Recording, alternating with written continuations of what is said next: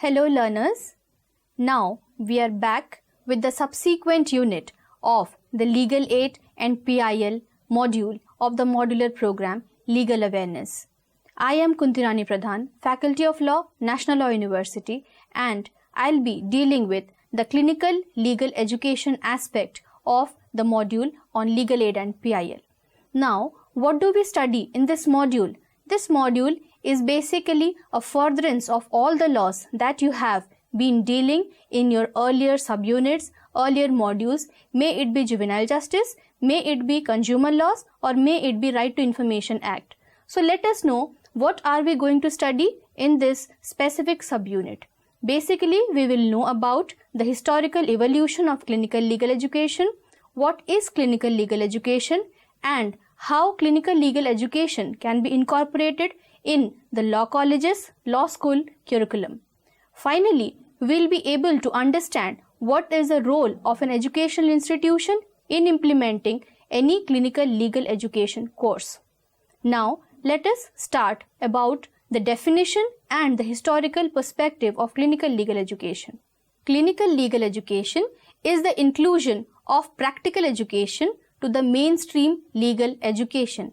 Now, to further simplify it, let me tell you, clinical legal education is a progressive educational ideology and pedagogy which is implemented mostly through university programs. Now, why university programs? Because university programs may be through distance education courses or maybe through a virtual audience like you, we are in a better position to interact with the community as a whole.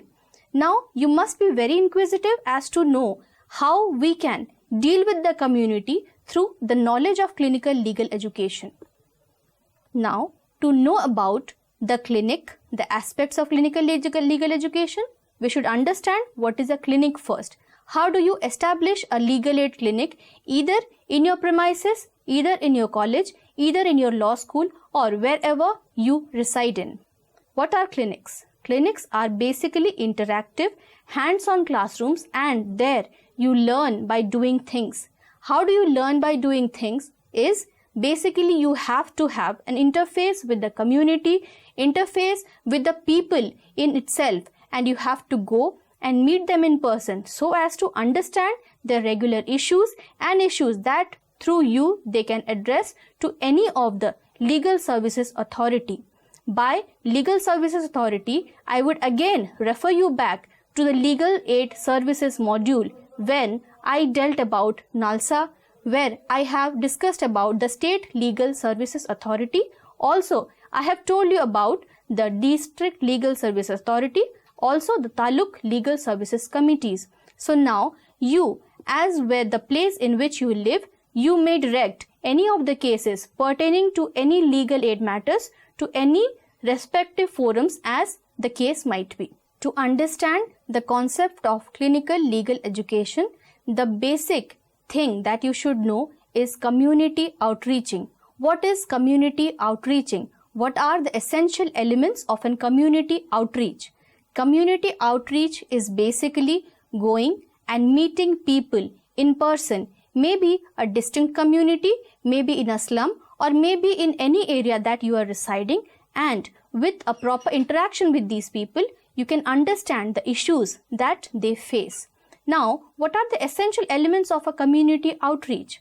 First, you have to know your target audience as to whom you are approaching, which is the very important and vital aspect of a community outreach initiative that you might start. The second is you need to be very proactive in explaining that what is in for them. For example, you are going to an orphanage, you definitely need to understand and know the dimensions of juvenile justice. You should understand what is the law in place for the children, also for the orphanages. So before going to any community outreach initiative, before starting any sort of interaction with the community, please be patient enough to know about the law and to understand the proactiveness of the issue. Also, you should be very proactive in dealing with the things.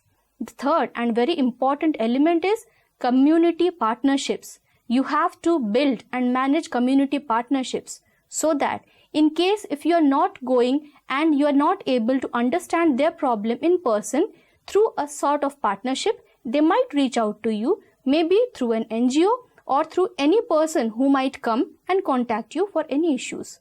The fourth essential element is you have to be very, very responsive and you have to engage in person with the issues that the people are facing. Now, let us know about the steps that are to be taken into consideration before taking up any community outreach initiatives. Now, can we start any clinical course? Can we be allied or can we be affiliated to any clinical course in any university or college? The answer is yes, because first of all, being a student of law or being a student of law, or if you are not a student of law, then also you can be a part of any legal aid clinic or any legal services clinic. You can also establish one in your own community with certain degree of knowledge that is always given in the self-learning material that is being prescribed for this unit.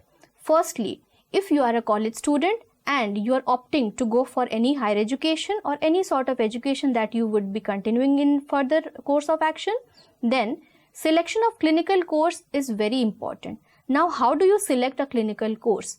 Basically, clinical course is an intervention. It is a practical implementation of whatsoever you read in theory.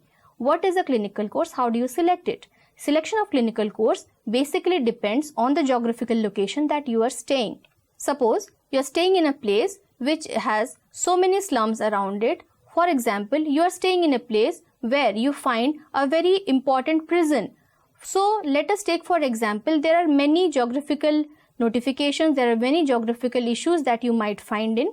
So for the betterment of initiating any clinic, you should know about what are the issues that are being faced by the community people. For example, in National Law University, Odisha, the clinical courses have been in 6 different areas. We work in prisons, that is prison advocacy. We work in the labor rights for migrant construction workers and also bricklayer laborers. Then we also work in the field of juvenile justice, right to information, right to education, as well as land rights. So this is just an example of how you can set up a clinical course or how you can run a clinic. It is basically very much subjective. It can depend on the area in which you stay. You can take up some examples. If you are facing certain problems, if any neighborhood, any person faces any problems, you can make up a group of 3 or 4 people, those who are staying in the community. Then you can start giving them a proper awareness, but the awareness given to the people has to be very complete. It should not have any sort of misrepresented information or misinformation that give them a very bad notion about law. You should be very interactive, and interactive in the sense you should have knowledge of the law, and it does not necessarily mean that you should understand what are the nitty-gritties of the law or what are the technical words. You should not know about it, but the basic laws that accrue to that section of the society, it is very important that before moving to the field, you should know about all these things. And when you have a legal aid clinic in your college, definitely it has to be supervised by faculty members, but it can also be conducted by the student members. You can form a society of your own. You can also name it as a legal aid society. You can work in alliance with Legal Aid Society of National Law University. Also, you can have an alliance with the District Legal Services Authority of your area in the district where you are staying. So basically, clinical legal education gives you a holistic perspective of how your knowledge can be shared, how you can spread awareness through different community outreaching initiatives. So when you go through the self-learning materials, the keywords, the glossaries, they sum up in total what clinical legal education exactly means. For your ease, we have discussed and devised all the keywords, the glossaries, also the long answer type questions, the self-assessment questions, also multiple choice questions, which you can use, you can read, and then as references, also YouTube links and references aids, the reference materials have been given, the self-learning materials. So hope you have a great experience dealing with the legal aid services, reading the legal aid and PIL as a subject, and also implementing it in a practical day-to-day life. Thank you so much.